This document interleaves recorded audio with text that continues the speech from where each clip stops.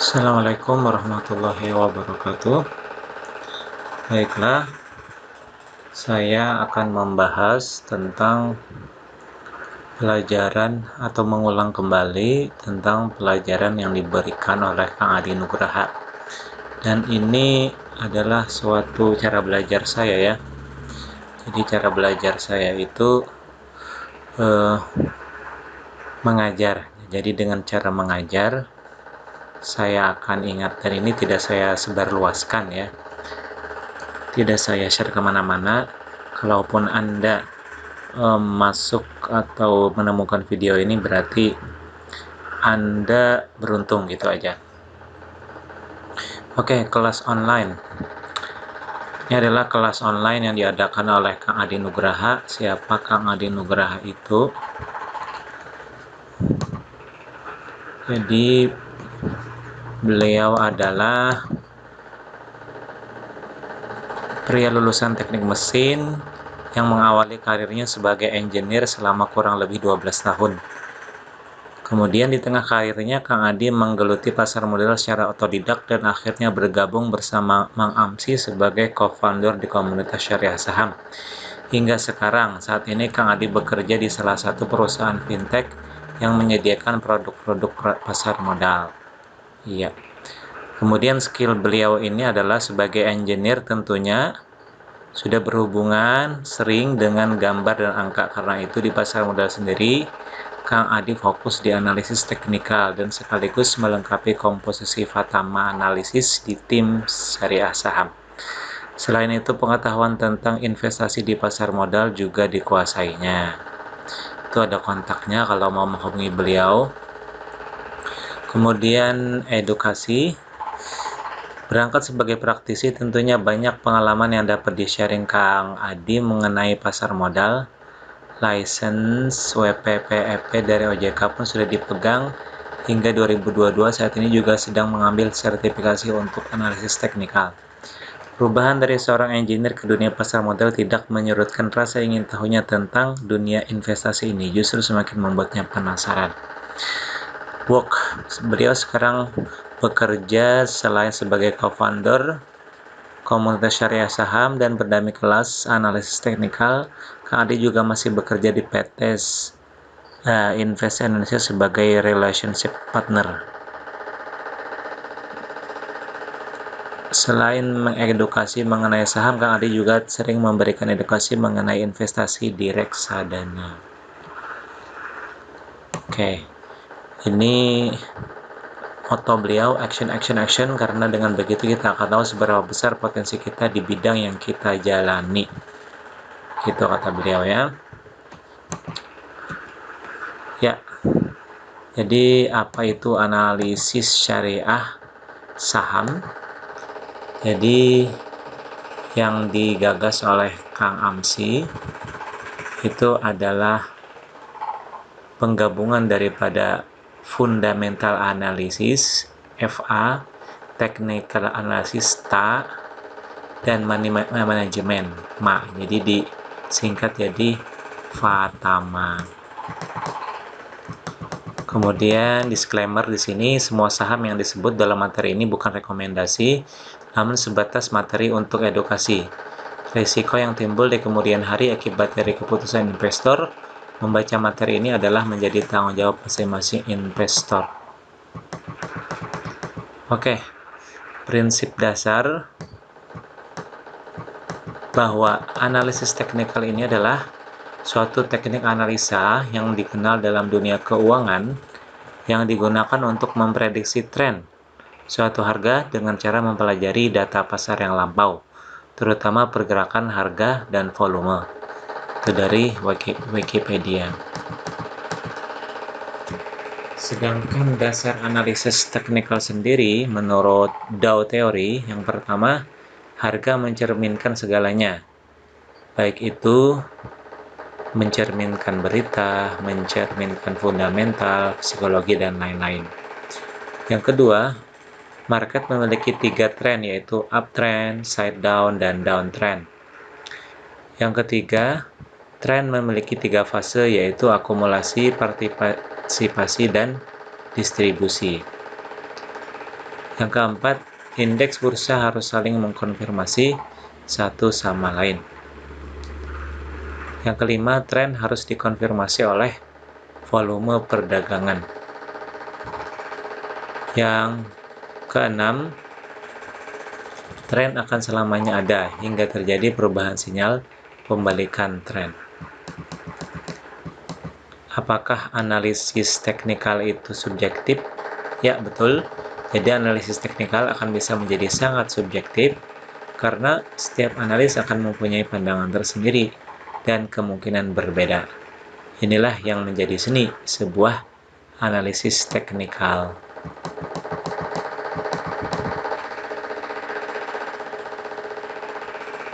Ini adalah soulmate-nya Chartis ya. Jadi maksudnya kalau analisis teknikal itu soulmate-nya ya chart. Kemudian yang kedua yaitu tentang chart grafik. Jadi ada 3 jenis chart atau grafik yang biasa dipakai untuk menganalisa. Yang pertama line chart, yang kedua bar chart, yang ketiga candlestick chart. Kita kenali yang line chart. Jadi line chart adalah grafik yang paling simpel dan sederhana yang menggambarkan garis-garis yang menghubungkan harga-harga penutupan di akhir sesi perdagangan. Misalnya dalam 10 hari harga penutupannya adalah 50 dan seterusnya. Harga-harga ini nantinya di grafik akan digambarkan sebagai garis yang berhubungan satu sama lain. Dengan grafik ini kita bisa melihat pergerakan harga secara umum dalam satu periode waktu tertentu. Yang kedua adalah bar chart. Jadi bar chart ini adalah jenis grafik yang memberikan informasi mengenai harga pembukuan, penutupan, harga tertinggi dan terendah dalam satu periode waktu tertentu. Chart jenis ini sedikit lebih rumit dibandingkan dengan line chart. Karena memiliki informasi tersebut, chart ini juga disebut dengan OHLC chart atau Open High Low Close. OHLC. Ya, ini dia. Jadi kalau warna hijau yang paling atas adalah yang harga tertinggi. Kemudian close-nya itu di atas kalau yang hijau, kemudian open-nya itu di bawah, low-nya paling bawah. Ini artinya meningkat dari open ke close, itu dia naik ke atas berarti, dan warna hijau itu meningkat. Sedangkan decreasing dia itu dari harga pembukaan ke harga penutupan ke bawah, jadi menurun, jadinya merah ya. Sedangkan high low-nya sama saja dengan yang sebelahnya ya. Kita lanjutkan. Nah, yang ketiga candlestick chart. Nah, candlestick chart ini adalah sebuah teknik untuk memetakan dan membaca pergerakan harga saham. Dinamakan candlestick karena memang bentuknya mirip dengan lilin. Nah, nama lengkapnya adalah Japanese Candlestick Chart karena konon ia berasal dari negeri Sakura. Nah, chart jenis ini menyediakan informasi yang sama persis dengan bar chart. Hanya saja postur tubuhnya lebih seksi. Ya, kita lihat di sini. High paling tinggi ya. Kemudian kita bahas dulu yang bull market ya. Jadi bull market itu warnanya bisa putih atau hijau. Sini putih ya. Jadi opennya itu di bawah, close-nya di atas. Ya, jadi artinya stoknya sedang trennya naik. Sedangkan yang hitam atau yang merah bisa juga, itu opennya itu di atas, sedang close-nya di bawah. dan ini menandakan stoknya trending sedang turun. Yang ketiga, sejarah candlestick. Jadi sejarahnya ini berasal dari negeri Jepang, ya, yang mana dulunya technical analysis ini digunakan untuk perdagangan beras pada abad ke-17-an. Nah, ini dia orangnya yang menggagas, Munehisa Homma namanya. Dia adalah disebut father of candlestick, bapaknya candlestick. Dia adalah seorang pengusaha beras di Jepang pada tahun 1700-an yang paling terkenal dalam memprediksi pergerakan harga beras pada masanya dan masa yang belum terjadi dengan menggunakan harga-harga yang sudah lalu. Jadi sejarahnya ini, Homma itu adalah anak bungsu dari saudagar kaya di Jepang. Dia kemudian ditunjuk untuk meneruskan bisnis keluarganya pada tahun 1750. Jadi Homma ini memulai kegiatan berdagang berasnya di perdagangan lokal dekat kota pelabuhan yang bernama Sakata, yang merupakan area pusat untuk mengumpulkan dan mendistribusikan beras. Dalam istilah candlestick terdapat kata Sakata's Rules. Sebutan ini ditujukan kepada Homma atas kepiawaiannya dalam memahami pergerakan pasar.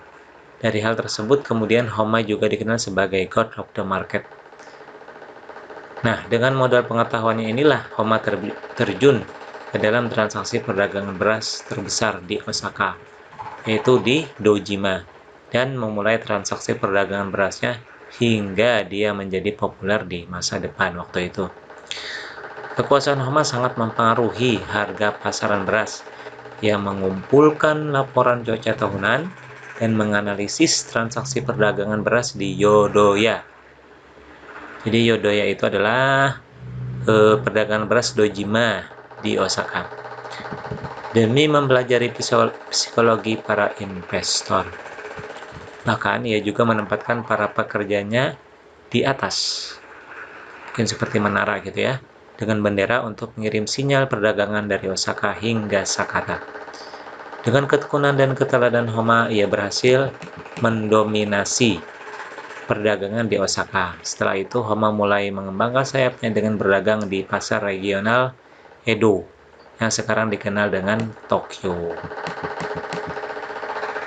Nah, dengan ketekunan dan keteladanannya, ini keberuntungannya sangat berlipat ganda. Bahkan konon banyak sekali yang mengatakan keuntungan yang didapat oleh Homma pernah mencapai 100 kali berturut-turut. Nama besar dan kehormatan Homma oleh orang-orang di Edo dituangkan dalam lagu. Nggak tahu gimana bunyinya ya. Yang baitnya, jika di Sakata bersinar atau kota Homma, maka berawan di Dojima. Perdagangan beras di Dojima di Osaka. Dan hujan di Kurume, perdagangan Kurume di Edo. Nah gitu, saya nggak tahu gimana nyanyikannya. Semua ini dimulai sebelum tahun 1710. Jadi rakyat Jepang melakukan transaksi perdagangan beras dengan cara menukarkan beras dengan beras asli lainnya.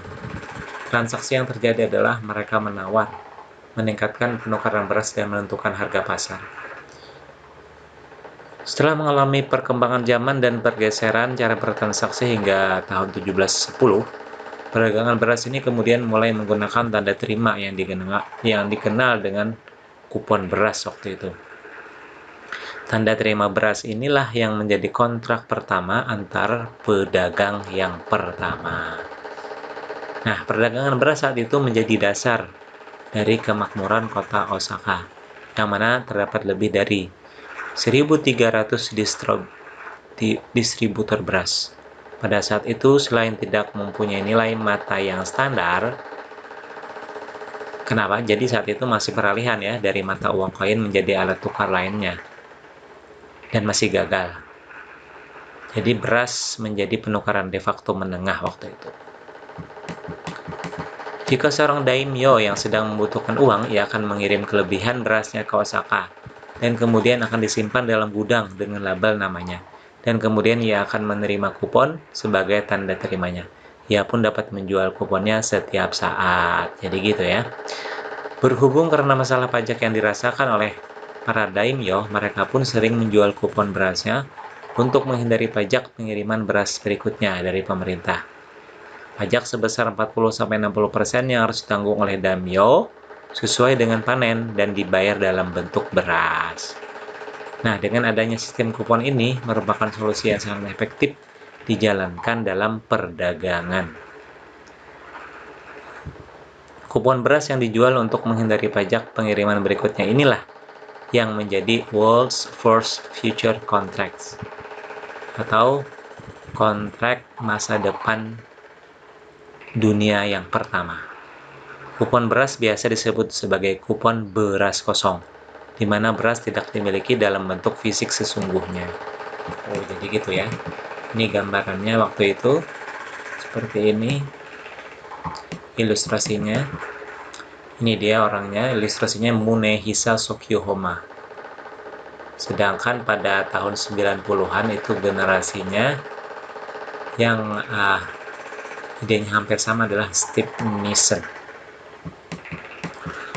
Nah, ini dia dasar candlestick, karena dasar candlestick inilah yang paling sering dipakai ya. Ini adalah suatu pepatah ya. Sometimes it is hard to determine what each candlestick formation is trying to tell you. Kadang-kadang sangat susah menentukan formasi candlestick yang mana yang akan memberitahu Anda ya, yang sangat berarti informasinya gitu ya. Nah, yang pertama adalah yang perlu kita tahu adalah time frame. Jadi body candle mengartikan bahwa harga terbentuk selama kurun waktu tertentu ya. Jadi gitu time frame-nya. Jadi time frame utama di dalam analisa saham ada 3, yaitu daily, ada weekly, ada monthly. Nah, di daily chart, di dalam chart ini disampaikan bahwa setiap candle memiliki rentang waktu perdagangan selama 1 hari penuh. Ini daily ya. Dalam hal ini di saham berarti harga yang dibentuk dimulai dari sejak pembukaan pasar hingga penutupan pasar di hari itu. Nah, ini adalah daily ya. Kemudian weekly chart. Di dalam chart ini disampaikan bahwa setiap candle memiliki rentang waktu perdagangan selama 1 minggu penuh. Nah, ini weekly nih. Weekly.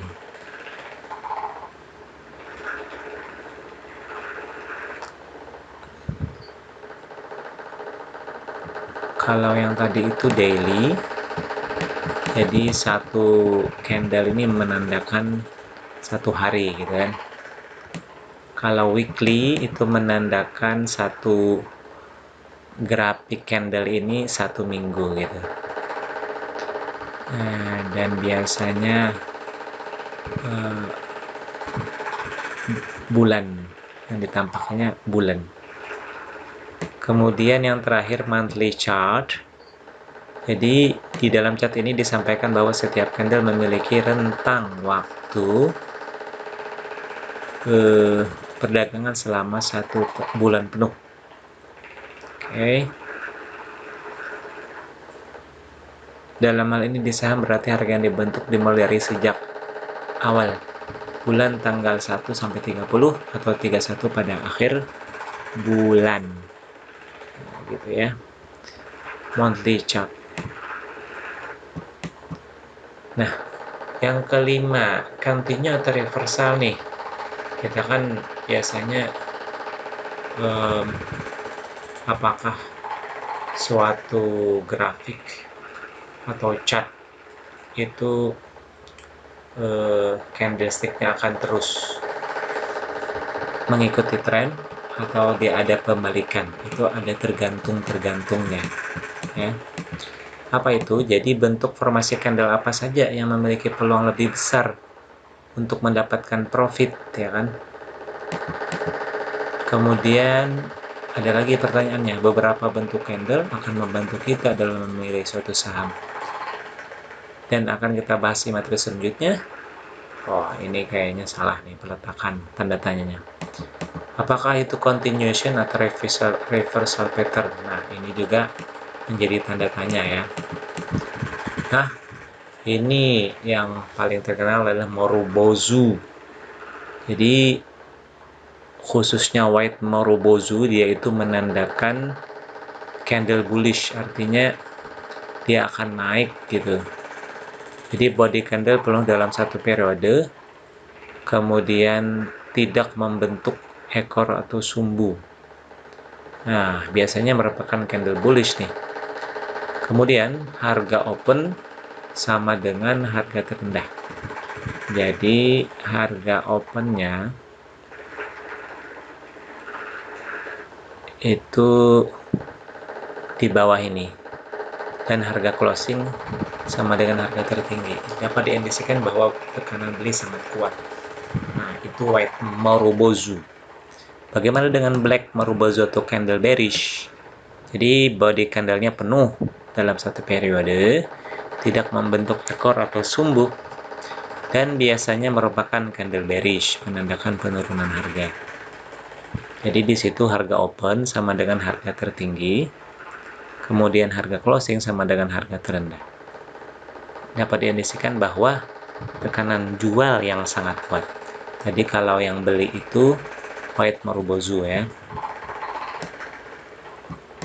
Kemudian ada lagi long candle. Nah, long candle ini ada long bullish candle. Lihat ini, body candle hampir penuh dalam satu periode, sedikit membentuk ekor atau sumbu. Nah, jadi ada sumbunya. Kalau tadi Marubozu itu nggak ada sumbu, kalau ini membentuk ekor atau sumbu. Biasanya merupakan candle bullish ya. Di sini close-nya lebih besar dari open. Ya betul. Low dan high-nya tidak jauh dari harga close atau open. Ya, jadi low atau high-nya itu tidak jauh ya. Yang paling tinggi ini tidak jauh gitu. Artinya sumbu atau ekornya sedikit aja gitu, dan badannya itu tinggi besar.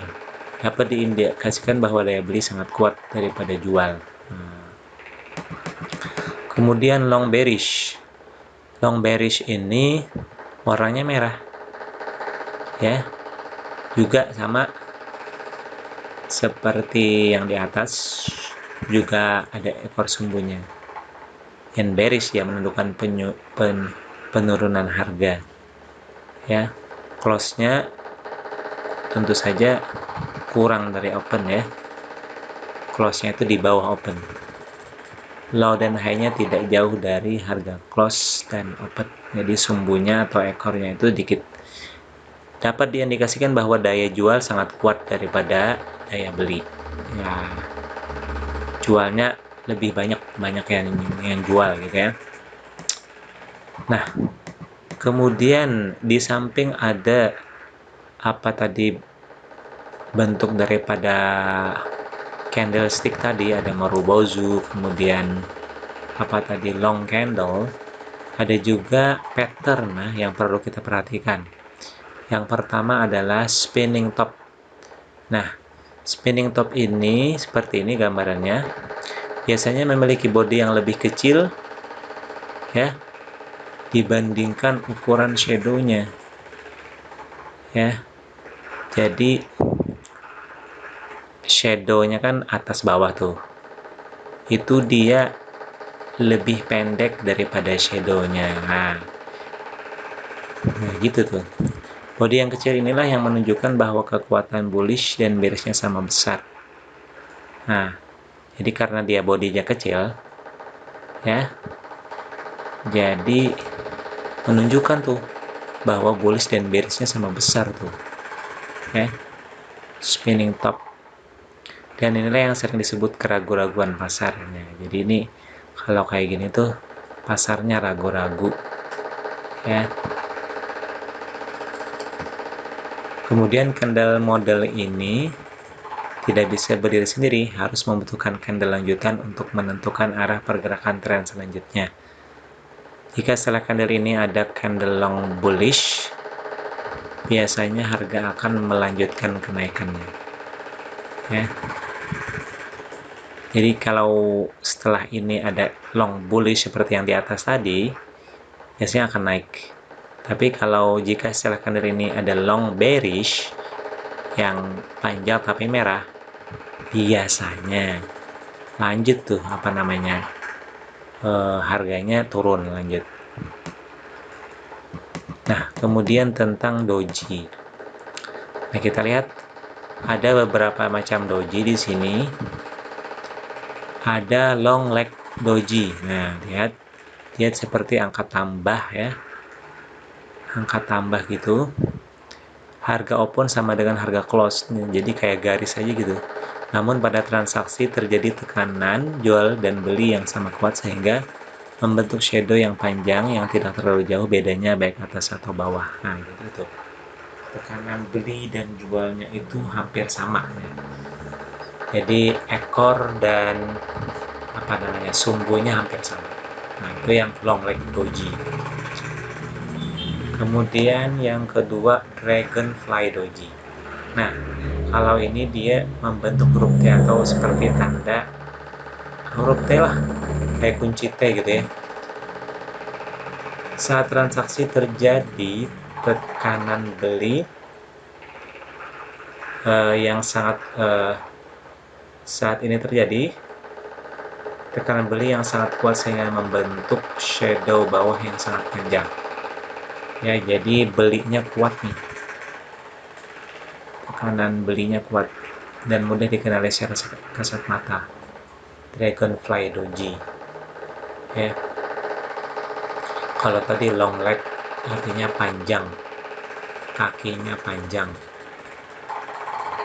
Kalau saya sih seharusnya ini yang di long ya, long leg kan kaki di bawah. Kenapa jadi ini yang dinamai ya kan? Kalau saya sih, tapi terserah orang juga. Dragonfly doji. Jadi dragonfly doji kenapa jadi naga ya, naga terbang? Karena mungkin dia ibaratnya kayak kepala gitu ya, kepalanya seperti di atas. Kenapa beli yang sangat kuat? Nah, kenapa tuh belinya kuat? Karena dia seperti ibarat ke atas gitu, mendorong ke atas, cut gitu. Karena penutupannya kan di atas sini biasanya. Nah, jadi kayak dorong ke atas, dorong kayak orang mendorong itu. Mendorong ibarat kata tuh sapu pembersih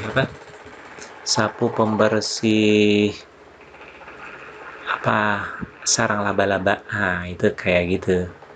Jadi dia mau mendorong supaya naik gitu kan, beli gitu. Jadi belinya kuat banget. Nah, yang ini Grapestone doji. Nah, kalau ini lumayan lah, saya setuju ya, karena dia seperti kuburan ya, nisan. Oh iya, saat transaksi terjadi tekanan jual sangat kuat sehingga membentuk shadow atas yang sangat panjang dan mudah dikenali secara kasat mata. Nah, jadi kalau Grapestone doji ini dia kayak ditekan gitu, lo mau mati ya, nisan artinya turun ya. Kalau kita balik lagi ke Dragonfly, lawannya dari nisan itu kayak apa ya? Kayak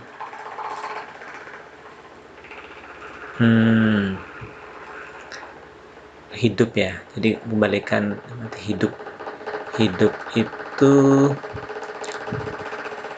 kayak kayak antena ya. Jadi antena itu antena bahari itu kan seperti itu, jadi dia hidup gitu. Itu terserah lah.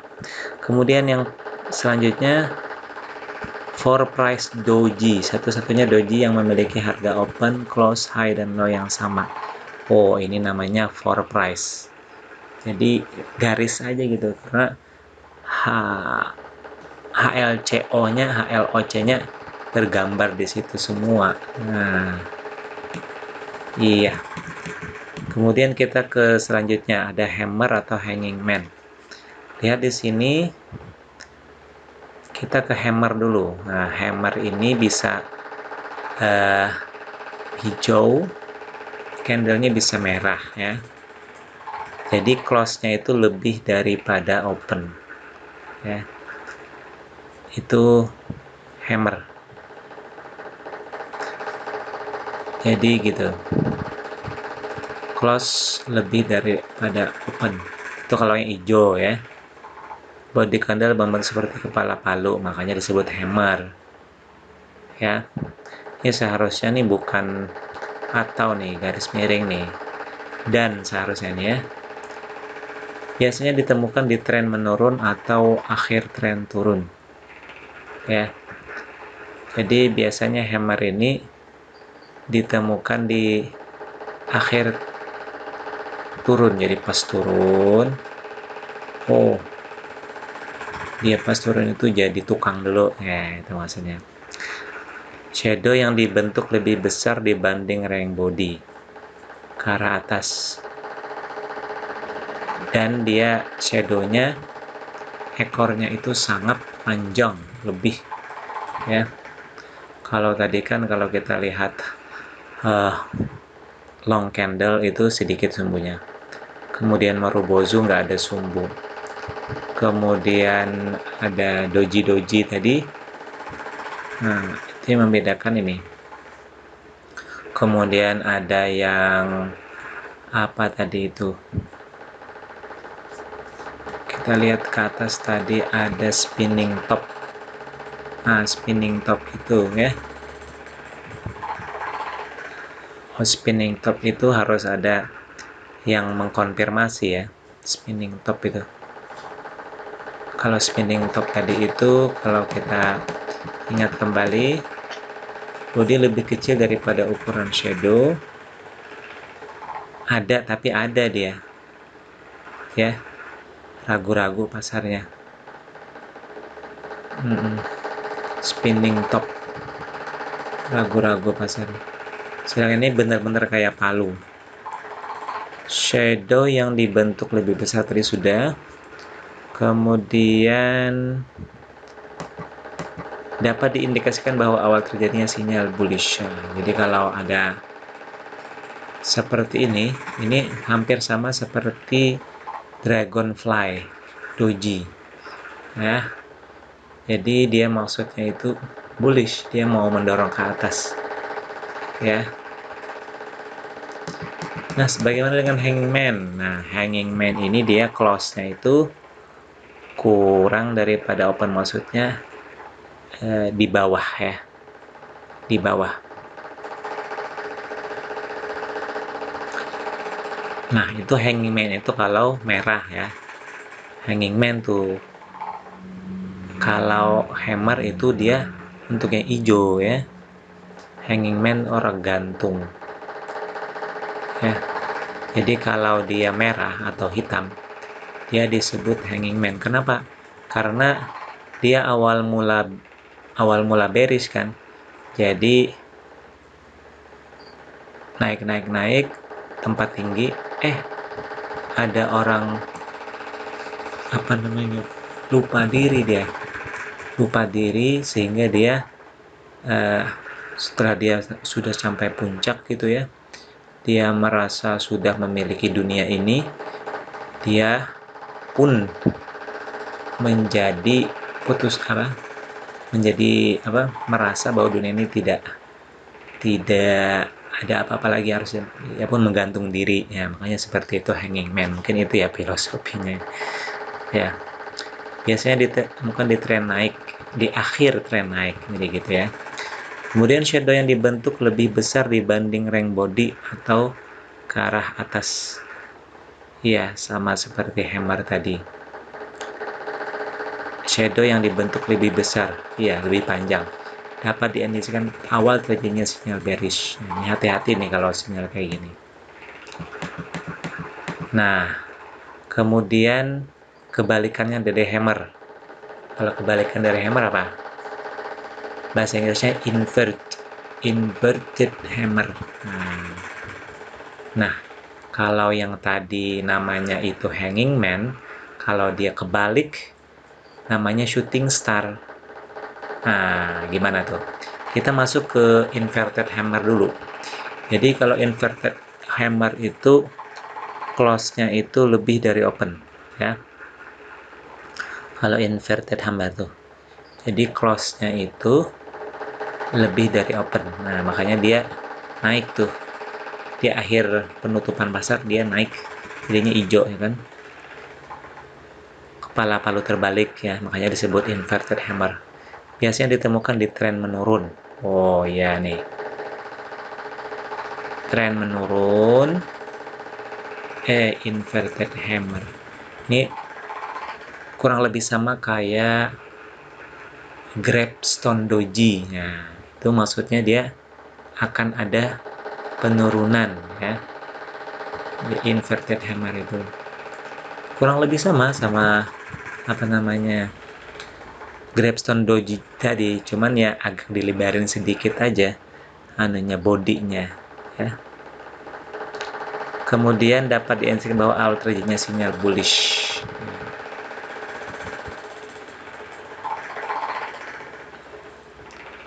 Oh, bukan ya, saya salah ya. Kalau inverted hammer itu memang sama, tidak sama ya sebenarnya dengan Gravestone Doji tadi. Kalau Gravestone Doji tadi, kalau kita lihat itu benar-benar tekanan jual yang sangat kuat. Ini secara individual mungkin ya. Dia tidak melibatkan candle-candle, pattern candle yang lain. Sedangkan di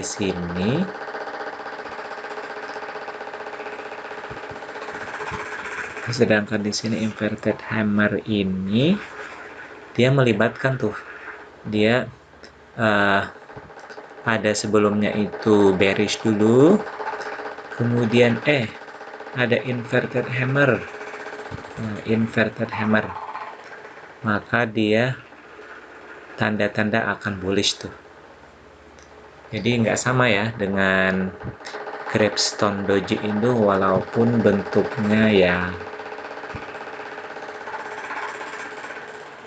kalau kita analogikan hampir sama. Tapi kalau dia nah juga kalau kayak gini kan dia nggak ada biasanya itu dia nggak ada warna ya. Kalau ini kan dia ada warna tuh, inverted hammer tuh ada warna dia. Jadi kebalikan lah ya daripada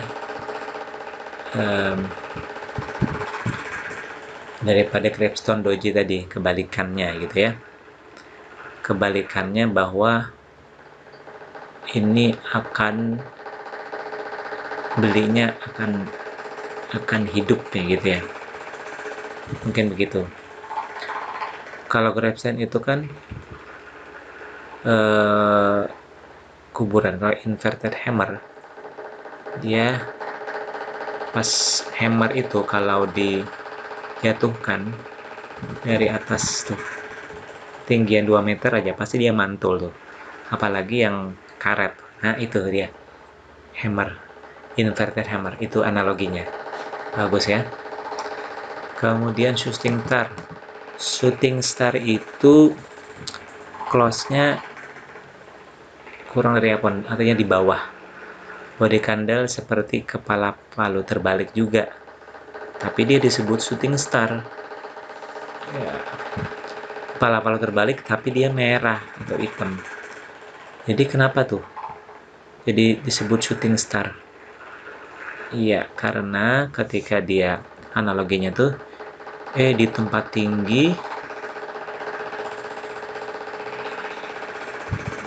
kita melihat ada bintang jatuh tuh. Bintang jatuh tuh kan meteor, kayak meteor. Shooting star, meteor. Jadi kayak meteor itu kan biasanya digambarkan gede di bawahnya gitu kan. Jadi gitu. Jadi kalau sudah tinggi maka akan ada meteor yang akan berjatuhan gitu. Jadi kalau kita semakin tinggi tempat kita, maksudnya maka banyak cobaan tuh, maka kan ada meteor. Ya, bisa juga kalau yaitu shooting star ya, jangan dianalogikan yang lain lagi, nanti pusing. Di akhir tren naik ada shooting star, shadow yang dibentuk lebih besar dibanding rank body. Jadi shadow yang dibentuk itu lebih besar tuh. Jadi shadow yang terbentuk lebih besar ya, lebih panjang. Awal terjadinya sinyal bearish, hati-hati itu ya. Nah, step by step. Tentukan dulu profil resikonya ya. Apakah Anda mau scalping? Kemudian apakah Anda mau day trading? Apakah mau swing trading? Itu Anda harus tahu dulu. Gimana gitu kan? Bikin stock universe. Nah, jadi stock universe itu apa sih? Yaitu kumpulan dari saham-saham yang akan dijadikan watchlist pribadi, di mana tidak bisa semua saham kita hafalkan pergerakannya. Jadi kita perlu watchlist tuh, supaya kita nggak pusing dari 400-an saham syariah. Masa kita mau dagangkan semuanya, kan nggak mungkin. Juga dalam kehidupan kita harus memprioritaskan beberapa hal ya. Kemudian untuk awal biasanya lebih baik kita ciptakan universe sendiri atau bisa menggunakan pilihan dari beberapa indeks syariah. Kalau indeks syariah seperti JII 70 atau indeks MES BUMN 17, nah bisa itu ya, dua itu. Kalau belum bisa menentukan sendiri. Nah, ini contohnya dari saham syariah ya. Nah, ini apa namanya, PR-nya katanya untuk latihan, tapi kayaknya nggak saya kerjakan ya, soalnya saya nggak ada waktu juga. Carilah 30 saham ISSI yang menurut teman-teman bisa ditradingkan dengan aman. Bisa menggunakan kategori fundamental ataupun secara produk yang dihasilkan. Cari ya. Silakan teman-teman yang lain cari. Dari semua sektor yang ada di bursa, pilih 2 atau 3 terbaik menurut kalian. Sektor apa, ya kan? Kemudian bagi rata jumlah nilai masuk ke masing-masing saham yang dipilih, tinggal 10 saham yang berbeda struktur. Bagi rata jumlah nilai masuk ke masing-masing saham. Jadi kan tadi 2 atau 3 tuh. Jadi kalau sektor 1 ya 10 ya kan, sektor 1 10 saham, sektor 2 10 saham ya, sektor 3 10 saham, itu maksudnya ya.